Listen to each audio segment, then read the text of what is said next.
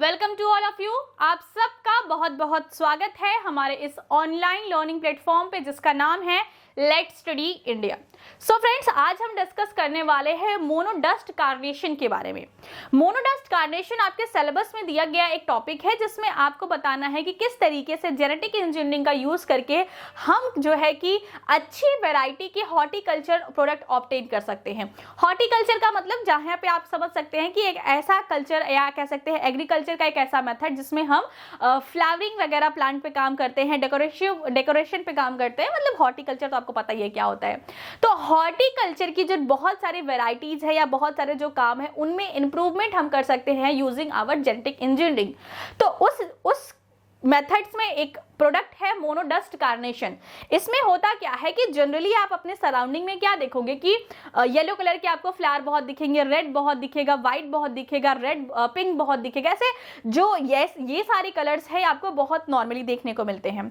लेकिन कुछ ऐसे कलर्स है, जैसे आप पर्पल एज्यूम करिए, आपको शायद ही पर्पल कलर का कोई फ्लावर याद आ रहा हो। मतलब जैसे अभी के जो विंटर में जीनिया वगैरह वाले में जो चेंजेस है, आपके बहुत सारे हाइब्रिड देखने को मिल रहे हैं। ऐसे प्लांट्स नहीं, जो जनरली नेटिव में आपके ग्रो होने वाले प्लांट है, इसमें आपको पर्पल या डार्क ब्लू ऐसे कलर बहुत कम देखने को मिलेंगे, क्योंकि नेचर में ऐसे कलर बहुत अनकॉमन है। Due to course of evolution इसका इंपैक्ट पड़ता है कि ब्लू कलर या जो है कि वायलेट कलर, ये सारे कलर काफी अननेचुरल है, काफी जो है कि कह सकते हैं कि ये सारे कलर बहुत कम देखने को मिलते हैं नेचर में। और मोनोडस्ट कार्नेशन में क्या किया गया कि कुछ जीन्स का इंसर्ट करके, कुछ जीन्स में मॉडिफिकेशन करके ऐसे फ्लावर बनाए गए जो कि इस तरीके से ब्लू कलर के, नेवी ब्लू कलर के कलर में देखने को मिले। ये कलर्स के जो फ्लावर्स थे पहले काफी साइज में छोटे होते थे, लेकिन जो है कि हमने इनमें कुछ जेनेटिक इंजीनियरिंग की जिसकी वजह से इनका साइज भी बढ़ा और इनके कलर में काफी वेरिएशंस देखने को मिला। जैसे नॉर्मली अगर ये कलर जो है मान लो ऑरेंज कलर का फ्लावर था, उसके कंपेयर में मार्केट में जब बैगनी कलर के ऐसे ऐसे कलर के फ्लावर्स आए तो इनकी जो मार्केट डिमांड है वो काफी ज्यादा हो गई, क्योंकि लोगों को थोड़ा चेंज चाहिए होता है, थोड़ी वैरायटी चाहिए होती लाइफ में। तो यहाँ पे आप देख सकते हैं कि किस तरीके से जो है, जैसे नॉर्मल कलर के जो फ्लावर्स थे उसके कंपेयर में ये सारे जो फ्लावर्स अगर मार्केट में आए तो इनका जो है मार्केट वैल्यू और इनकी जो मार्केटिंग है वो काफी ज्यादा हाई थी। तो मोनोडस्ट कार्नेशन में हम यही पढ़ने वाले हैं कि किस तरीके से जेनेटिक इंजीनियरिंग का यूज करके हम हॉर्टिकल्चर में अच्छी वेराइटीज बना सकते हैं। और मेन हमारा जो टॉपिक है मोनोडस्ट कार्नेशन को किस तरीके से ऑब्टेन किया गया था, कहां से कौन से जीन लिए गए थे, कौन सा पिगमेंट यूज किया गया था, किस कंपनी ने बनाया था, और इसके एडवांटेज तो आपको समझ में आ गया कि नॉर्मली जो कलर के फ्लावर्स थे उससे यहाँ पे कोई वेरिएशंस था और उस वेरिएशन की वजह से इसकी मार्केट वैल्यू बढ़ गई, जिसकी वजह से इसको अच्छे प्राइस में हम मार्केट में सेल कर सकते हैं। तो मोनोडस्ट कार्नेशन बहुत बड़ी कोई टॉपिक नहीं है, यहाँ पे सिर्फ और सिर्फ समझना है कि किस तरीके से जेनेटिक इंजीनियरिंग का यूज करके हमने हॉर्टिकल्चर में नई वेरायटी बनाई और हमने क्या मोनोडस्ट कार्नेशन, अगर हम एग्जैक्ट इस एग्जाम्पल की बात करें तो यहाँ पे हमने क्या किया था कि ऐसे कलर जो कि नेचर में नॉर्मली देखने को नहीं मिलते हैं, ऐसे कलर हमने जो है फ्लावर्स में इंसर्ट करा दिए, जिसकी वजह से उसकी मार्केट वैल्यू बढ़ गई।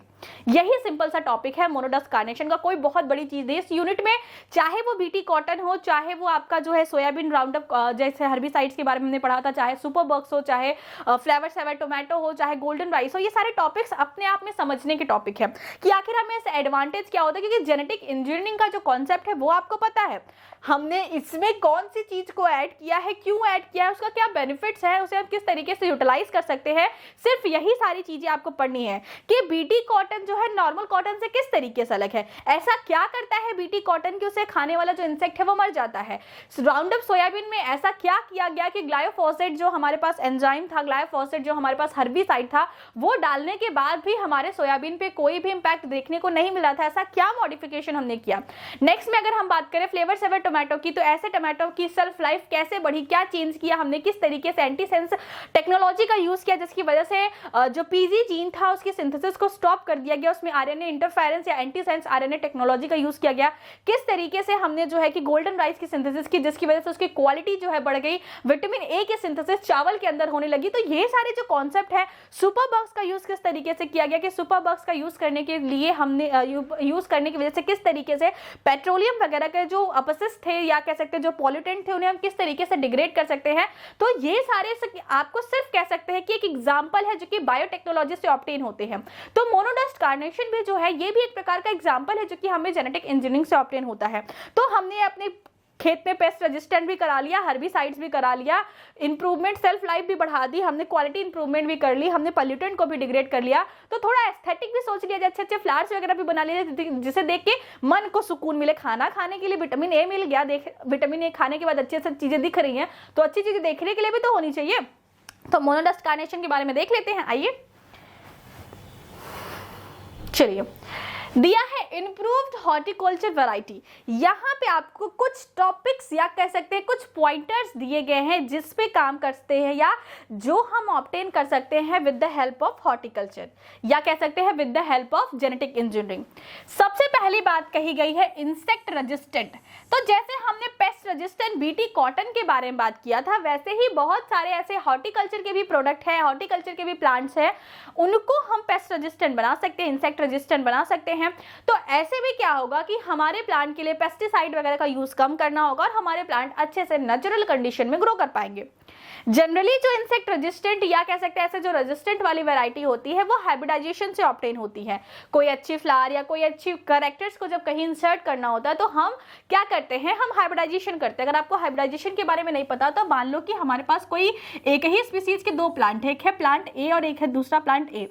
मान लीजिए कि जो प्लांट ए है ये क्या करता है, ये कह सकते हैं वाटर स्ट्रेस को टॉलरेट कर सकता है। किसको टॉलरेट कर सकता है? वाटर स्ट्रेस को टॉलरेट कर सकता है। वाटर स्ट्रेस टॉलरेट का क्या मतलब है कि यहाँ पे हमारे पास पानी की कमी अगर रहेगी तो भी ये प्लांट आसानी से ग्रो कर पाएगा। और मान लो कि हमारे पास जो इसी स्पीसीज का जो प्लांट बी है उसके पास कोई और सुपर पावर्स है, जैसे कह सकते हैं कि ये जो है कह सकते हैं कि इसकी लाइफ साइकिल शॉर्ट है, या कह सकते हैं कि इसका सीड डिस्पर्सल काफी सही है। सीड डिस्पर्सल तो लगभग सब में सेम ही होता है, कुछ और कैरेक्टर्स ले लेते हैं। जैसे मान लो कि ये जो है ये इंसेक्ट रेजिस्टेंट है, ये क्या है? इंसेक्ट रेजिस्टेंट है। जैसे मान लो कि कोई ऐसा केमिकल वगैरह रिलीज करता है जिसकी वजह से इस पे कोई इंसेक्ट का इफेक्ट नहीं कम देखने को मिलता है या नहीं देखने को मिलता है, तो मान लो कि ये दोनों स्पीसीज सेम वैरायटी, मतलब कि ये दोनों जो वैरायटी है ये सेम स्पीसीज की है और हम चाहते हैं कि हमारे पास कोई ऐसा प्लांट हो जो कि वाटर स्ट्रेस को भी टॉलरेट कर ले और उसके पास इंसेक्ट रेजिस्टेंट की भी कैपेसिटी हो। तो ऐसी कंडीशन में हम क्या करते हैं, जब एक ही स्पीसीज के पास वो क्वालिटीज होती हैं तो हम यहाँ पे हाइब्रिडाइजेशन कर देते हैं। मान लो कि हमने इसे मेल प्लांट की तरह ट्रीट किया, इसे फीमेल प्लांट की तरह ट्रीट किया और बैगिंग वगैरह का प्रोसेस किया, इमैस्कुलेशन किया, बैगिंग किया और हमने जो है कि यहाँ पे अपनी इन दोनों की जो संतान होंगी इनके अंदर जो है कि हमें ऐसे सीड्स भी देखने को मिलेंगे जिनके अंदर वाटर स्ट्रेस के साथ साथ इंसेक्ट टॉलरेंस भी, इंसेक्ट रेजिस्टेंट भी देखने को मिलेगा। तो ऐसे तो तब हम ऑब्टेन कर सकते हैं जब हमारे पास जो कैरेक्टर्स है वो विद इन अ स्पीसीज हो, क्योंकि पॉलिनेशन आपको पता है पॉलिनेशन की जो प्रोसेस होती है उसके लिए बहुत सारे जो है फैक्टर्स रिस्पॉन्सिबल होते हैं और अगर प्लांट का जो पोलन है वो सेम स्पीसीज का नहीं होगा तो पोलन पिस्टल इंटरेक्शन के समय उसे जर्मिनेट नहीं होने दिया जाएगा। लेकिन अगर तब क्या करना होगा, जब मान लो कि हमें किसी और स्पीसीज का कोई कैरेक्टर्स यहाँ पे इंसर्ट करना है। जैसे हमने देखा कि बीटी कॉटन में हमने जो है कि बीटी कॉटन में बैसिलस थुरिंजेंसिस का हमने जीन इंसर्ट किया। बीटी कॉटन में हमने क्या किया कि कॉटन के प्लांट में बैसिलस थुरिंजेंसिस का जीन इंसर्ट कर दिया। तो इस तरीके से जो जीन इंसर्ट है ये सेम स्पीसीज का तो है नहीं और सेम स्पीसीज का नहीं है तो कभी बैक्टीरिया का और प्लांट का मिलन तो हो नहीं सकता, इट्स इम्पॉसिबल। तो हमने क्या किया कि हमने कहा कि भाई भले आप लोग समाज में नहीं मिल सकते हो लेकिन हम आपके जीन्स को मिला देते हैं, आपकी सोच को मिला देते हैं, जहां से आपकी इस कैरेक्टर्स का निर्माण हो रहा है हम उसको मिला देते हैं। तो इस तरीके से जो बीटी कॉटन है या ऐसे जो भी प्रोडक्ट बनते हैं उसमें इंटर स्पेसिफिक कह सकते हैं अलग अलग स्पीसीज के जो है चीजों को चीज कैरेक्टर्स को मिलाया जाता है। तो यहाँ पे इंसेक्ट रेजिस्टेंट हो जाए या डिजीज रेजिस्टेंट हो जाए तो इसे हम हाइब्रिडाइजेशन से भी ऑब्टेन कर सकते हैं और इस चीज को हम लोग जेनेटिक इंजीनियरिंग का भी यूज करके जो है कि बना सकते हैं। इंप्रूव न्यूट्रिशनल क्वालिटीज, जैसे अभी हमने देखा कि विटामिन ए वाली कॉन्सेप्ट को हमने देखा गोल्डन राइस वगैरह में, तो यहाँ पे भी तो बायोटेक्नोलॉजी का यूज करके हम लोग क्वालिटी को इंप्रूव कर रहे हैं। तो इसी तरीके से हॉर्टिकल्चर में भी हम क्वालिटी को इंप्रूव करते हैं। क्वालिटी जैसे कैसे? हॉर्टिकल्चर में हमारी क्वालिटी क्या है कि मान लो फ्लावर जो है वो ज्यादा टाइम तक अपनी फ्रेश कंडीशन में रहे। जैसे कि आज किसी प्लांट में फ्लावरिंग हुई तो एक हफ्ते तक वो प्लांट में बिल्कुल फ्रेश रहे, उसके बाद वो सूखे, तो ये हमारे लिए अच्छा है ना। या फिर कह सकते हैं कि ऐसा कोई वैरायटी बना ले जो कि साल भर फ्लावरिंग करे। मौसम का उसके ऊपर बहुत कम इम्पैक्ट पड़े, मोस्ट ऑफ द टाइम वो फ्लावरिंग करे, उसे हम फ्लावरिंग कंडीशन में ज़्यादा से ज़्यादा टाइम तक रख सके, तो ये भी क्वालिटी की इंप्रूवमेंट है। हम कह सकते हैं कि बहुत घनी कैनोपी का फॉर्मेशन हो, मतलब हॉर्टिकल्चर के लिए जो भी अच्छी क्वालिटीज़ हैं उन सारी क्वालिटी को अगर हम किसी तरीके से अपने प्लांट में इंसर्ट कर सकते हैं तो किसकी सहायता से, जेनेटिक इंजीनियरिंग की सहायता से कर सकते हैं, तो ऐसे हमें वैरायटी देखने को मिलेगी। नेक्स्ट में क्या है, इंक्रीज यील्ड एंड प्रोडक्टिविटी। हम क्या कर सकते हैं, अपने प्लांट से यील्ड को, जो हमें ऑब्टेन हो रही है चीजें, उसको बढ़ा सकते हैं और मतलब यील्ड या प्रोडक्टिविटी को इंक्रीज कर सकते हैं। जैसे मैंने आपको कहा कि हम क्या कर सकते हैं कि हम कुछ ऐसा चेंज कर सकते हैं कि मान लो प्लांट में साल भर फ्लावरिंग हो, तो आपने हॉर्टिकल्चर किया और जो प्लांट जो है साल भर में 6 महीने मान लो फ्लावरिंग करने वाला था, वो प्लांट अब साल भर फ्लावरिंग कर रहा है, तो आपकी प्रोडक्टिविटी तो बढ़ गई। आप उसे तोड़ तोड़ के मार्केट में बेचते जाओ, तो आपको कंटिन्यूअसली जो है एक सोर्स मिल जाएगा इनकम का, तो प्रोडक्टिविटी आपकी बढ़ गई। जैसे आप मान लो कि हॉर्टिकल्चर को छोड़ दो, आप एनिमल हस्बेंड्री पे आओ, तो एनिमल हस्बेंड्री में क्या है कि नॉर्मल जो हेन है या नॉर्मल जो हमारे पास मुर्गा मुर्गी होता है या गाय वगैरह होती है, तो वो लाइफ में एक लिमिटेड टाइम तक, एक लिमिटेड नंबर होता है जितनी बार वो प्रेग्नेंट होती हैं। जैसे गाय, अगर आपने कभी गाय को पाला है या फिर आपके घर के आसपास कहीं पलता ही है, तो आप समझ में आता होगा कि क्या होता है कि जब उनकी मिल्क देने की समय खत्म हो जाता है, जब वो एक लंबे टाइम तक, वो साल भर 6 महीने 9 महीने जितना उनकी कैपेसिटी होती है वो दूध देती हैं, उसके बाद आर्टिफिशियली सीमन इंसेक्ट करके जब उनकी हीट पीरियड आती है तो उनको प्रेग्नेंट कर दिया जाता है। अगर हीट पीरियड नहीं आता है तो हार्मोनल चेंज करके कुछ इंजेक्शन वगैरह लगा के उनका हीट पीरियड लाया जाता है, मतलब ऑयस्ट्रस साइकिल उनमें जनरेट किया जाता है और उस टाइम उनको फिर से प्रेग्नेंट कर दिया जाता है। तो जनरली अगर वो जंगल में रह रही है तो वो इतनी बार प्रेग्नेंट नहीं होती जितनी बार आर्टिफिशियली चेंज करके हम उन्हें प्रेग्नेंट करते हैं। या फिर जैसे कि मुर्गी है तो वो इतने अंडे नहीं देती जितनी हम लोग पोल्ट्री फार्मिंग में दिलाते हैं, हम उनमें कुछ ऐसे हार्मोनल चेंजेस करते हैं कि वो कंटिन्यूअसली जो है अंडे दे, जिसकी वजह से हमारा जो बिजनेस है वो चलता रहे। तो भले ही ये अराजक या कह सकते हैं अमानवीय काम है, लेकिन हमें अपनी यील्ड को बढ़ाने के लिए कुछ ऐसे चेंजेस करने पड़ते हैं। तो उसी तरीके से जो प्रोडक्टिविटी है, अगर हम प्लांट की बात करें तो प्लांट में भी हम कुछ ऐसे चेंजेस कर सकते हैं जिसकी वजह से हमें उसकी प्रोडक्टिविटी बढ़ जाए, वो लंबे टाइम तक फ्रेश रहे या ज़्यादा प्रोडक्ट दे या ज़्यादा फ्रूट्स दे, ज़्यादा फ्लावर्स दे। तो ये सारी क्या मेथड्स है, वो प्रोडक्टिविटी को बढ़ाने के तरीके हैं, और प्रोडक्टिविटी अगर बढ़ेगी तभी आपका हॉर्टिकल्चर अच्छी तरीके से ग्रो होगा। वहीं पे नेक्स्ट में क्या है, एक्सटेंडेड सेल्फ लाइफ। हॉर्टिकल्चर से जैसे मैंने आपको कहा ना कि फ्लावर ऐसा कुछ मॉडिफिकेशन कर दें कि एक फ्लावर जो 5 दिन में सूख जाता था, 2 दिन में सूख जाता था, वो 1 हफ्ते तक चले या 10 दिन तक प्लांट में बिल्कुल हरा भरा रहे, या फिर हम उसे प्लांट से अगर सेपरेट भी कर देते हैं तो एक लंबे टाइम तक वो फ्रेश कंडीशन में रहे, तो इसे कहते हैं सेल्फ लाइफ को एक्सटेंड करना। जैसे कि हमने देखा था फ्लेवर सेवर टोमेटो में कि किस तरीके से हम लोग जीन में मॉडिफिकेशन करके, हम लोग एंटीसेंस टेक्नोलॉजी का यूज करके किस तरीके से हम लोग उसकी सेल्फ लाइफ को इंक्रीज कर रहे हैं। तो उसी तरीके से एक्सटेंडेड सेल्फ लाइफ के बारे में यहाँ पे भी काम किया जा सकता है। नोवल कलर एंड शेप, ये काफी यूज हो रहा है आज के टाइम में। जैसे कि आप आज मार्केट में जा रहे हो तो मार्केट में कोई सिंगल फ्लावर के लिए आपको बहुत सारी वैरायटीज देखने को मिलती है। आप जाके एक छोटी सी नर्सरी में आप जाके कहो कि मुझे हिबिस्कस चाहिए या फिर मुझे रोज चाहिए, रोज के प्लांट में आपको इतनी वैरायटी देखने को मिलेगी कि मतलब आपको लगेगा कि भाई कौन सा लें। और हिबिस्कस में भी आपको इस तरीके से इतनी वेरिएशन, इतने सारे हाइब्रिड वैरायटी देखने को मिलेंगे, इतने प्यारे प्यारे कलर होते, कभी पर्पल कलर, कभी जो है कि साइड के जो पेटल्स होते हैं उनका कोई और कलर, सेंटर के पेटल्स का कोई और कलर, साइज में इतनी वेरिएशन, काफी बड़े बड़े साइज के फ्लावर्स देखने को मिलते हैं। तो बहुत सारे वेरिएशंस आपको नेचुरली देखने को मिलेंगे। तो वो सारी चीजें कैसे ऑब्टेन की गई, चाहे वो हाइब्रिडाइजेशन से ऑब्टेन हो, चाहे जेनेटिक इंजीनियरिंग से ऑब्टेन हो। जनरली ऐसे प्लांट तो हम हाइब्रिडाइजेशन से ही ऑब्टेन करते हैं, लेकिन इस तरीके से नोवल कलर चेंज, जैसे अभी हमें मोनोडस्ट कार्नेशन पढ़ने वाले हैं, तो वहां पे सिंपल सा यही होता है कि हम उनमें कुछ ऐसे मॉडिफिकेशंस कर देते हैं जो कि जेनेटिकली फिक्स्ड होते हैं, जो कि ऐसे कुछ कलर को मॉडिफाई करते हैं, ऐसे कुछ कलर को जनरेट करते हैं, जिसकी वजह से क्या होता है कि हमारे पास फ्लावर का शेप की मतलब साइज बढ़ जाती है और कलर इतना प्यारा हो जाता है कि उसकी मार्केट वैल्यू काफी बढ़ जाती है। सो इस तरीके से हम जेनेटिक इंजीनियरिंग का यूज करके इन सारे पॉइंटर्स पे काम कर सकते हैं, और इन सारे पॉइंटर्स पे लगभग आपको एग्जांपल्स पता है कि कौन कौन से फील्ड में हमने कहाँ पे किस तरीके से काम किया है, और इन सारे फील्ड्स पे काम करके हम हॉर्टिकल्चर में अपनी प्रोडक्टिविटी को बढ़ा सकते हैं। हॉर्टिकल्चर की प्रोडक्टिविटी को ही बढ़ाने का एक एग्जांपल मोनोडस्ट कार्नेशन के बारे में आपको देखने को मिलेगा। कार्नेशन क्या है, ये एक वैरायटी है। मोनोडस्ट कार्नेशन जो है ये प्लांट वैरायटी है जिसमें क्या है कि फ्लावर्स पहले बहुत छोटे साइज के और बहुत न्यूट्रल कलर के होते थे। लेकिन जब इसमें हमने जेनेटिक मॉडिफिकेशंस की तो इसकी वजह से इसके कलर्स की काफ़ी ज़्यादा, कह सकते हैं कलर काफ़ी ज़्यादा सुंदर हो गया, पर्पल कलर के इसके फ्लावर्स होने लगे, जिसकी वजह से हमें इसकी मार्केट वैल्यू अच्छे से मिलने लगी। ऑस्ट्रेलियन कंपनी थी, कौन सी कंपनी थी? ऑस्ट्रेलियन कंपनी, इसका नाम क्या था? फ्लोरिजिन। फ्लोरिजिन, जनरली फ्लोरिजिन क्या होता है? फ्लोरिजिन कह सकते हैं कि एक ऐसा जीन होता है जो कि फ्लावर फॉर्मेशन में हेल्प करता है। जैसे आपने अगर कभी फोटो पीरियोडिज्म पढ़ा होगा या फिर आपने कभी फोटोमॉर्फोजेनेसिस पढ़ा होगा या वर्नलाइजेशन पढ़ा होगा, तो आपने कभी ना कभी फ्लोरिजीन के बारे में सुना होगा। अगर आपने नहीं पढ़ा है तो आपको फर्स्ट पेपर में पढ़ना है, हम वहां पे पढ़ेंगे। तो फ्लोरिजीन जो है ये एक कंपनी का नाम था जिसने मोनोडस्ट कार्नेशन को डेवलप किया था। सिंपल सा मोनोडस्ट कार्नेशन का कोई बहुत बड़ा मतलब नहीं है, यहाँ पे कार्नेशन वेराइटी थी, उसके अंदर हमने कुछ ऐसे चेंजेस किए हैं कि उसकी कलर और उसकी साइज दोनों काफी ज्यादा डेवलप हो जाए। दिया है plant variety carnation is a lack blue pigment, इसमें जो है जनरली ब्लू पिगमेंट जो है वो प्रेजेंट नहीं था। कौन सी वैरायटी? कार्नेशन जो वैरायटी थी इसके अंदर जनरली जो है ब्लू कलर प्रेजेंट नहीं था। Through genetic engineering from petunia, कहां से हमने जीन लिया? पिटूनिया से जीन लिया। पिटूनिया में क्या था कि ब्लू कलर के फ्लावर्स देते थे, ब्लू कलर का पिगमेंट यहाँ पे बनता था। तो पिटूनिया से क्या किया गया कि ब्लू कलर के जीन्स लिए गए और इस जीन को ट्रांसफर कर दिया गया डीएनए ऑफ कार्नेशन में। मतलब सिंपल सा आप ये समझ सकते हैं कि पिटूनिया एक फ्लावर था जिसके अंदर जो है कि हमें पर्पल ब्लू कलर के फ्लावर्स देखने को मिलते थे।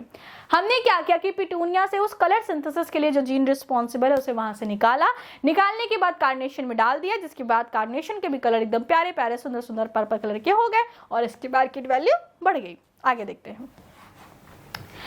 आगे ये बात कही गई है कि दो पिगमेंट्स होते हैं, जैसे प्लांट में कोई भी कलर होता है, चाहे वो रेड हो, येलो हो, पिंक हो, ऑरेंज हो, कोई सा भी, ग्रीन हो, कोई सा भी कलर हो, उसके लिए पिगमेंट्स रिस्पॉन्सिबल होते हैं।